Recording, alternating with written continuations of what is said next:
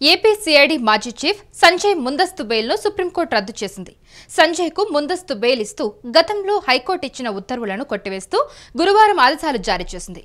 అగ్నిమాపక విభాగంలో అవినీతి కేసులో ఆయనపై ఏపీ ప్రభుత్వం ఎఫ్ఐఆర్ నమోదు చేసింది. ఈ కేసులో సంజయ్కు ఏపీ హైకోర్టు ముందస్తు బెయిల్ ఇచ్చింది. ఉన్నత న్యాయస్థానం తీర్పును రాష్ట్ర ప్రభుత్వం సుప్రీంకోర్టులో సవాల్ చేసింది. అయితే దీనిపై సుదీర్ఘ వాదనల తర్వాత జస్టిస్ అమానుతుల్లా అలాగే జస్టిస్ ఎస్విఎన్ భట్టి ధర్మాసనం ఇవాళ తీర్పు వెలువరించింది.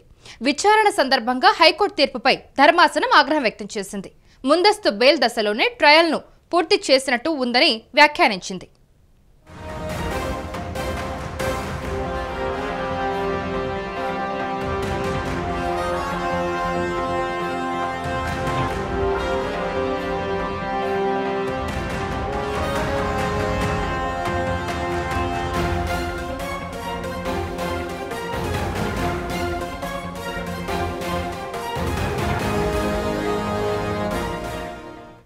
ఏపీ సిఐడి మాజీ చీఫ్ సంజయ్ ముందస్తు బెయిల్ను సుప్రీంకోర్టు రద్దు చేసింది.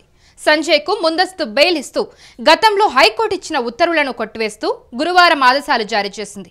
అగ్నిమాపక విభాగంలో అవినీతి కేసులో ఆయనపై ఏపీ ప్రభుత్వం ఎఫ్ఐఆర్ నమోదు చేసింది. అయితే ఈ కేసులో సంజయ్కు ఏపీ హైకోర్టు ముందస్తు బెయిల్ ఇచ్చింది.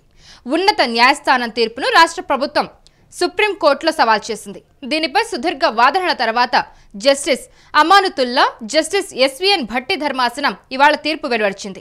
విచారణ సందర్భంగా హైకోర్టు తీర్పుపై ధర్మాసనం ఆగ్రహం వ్యక్తం చేసింది.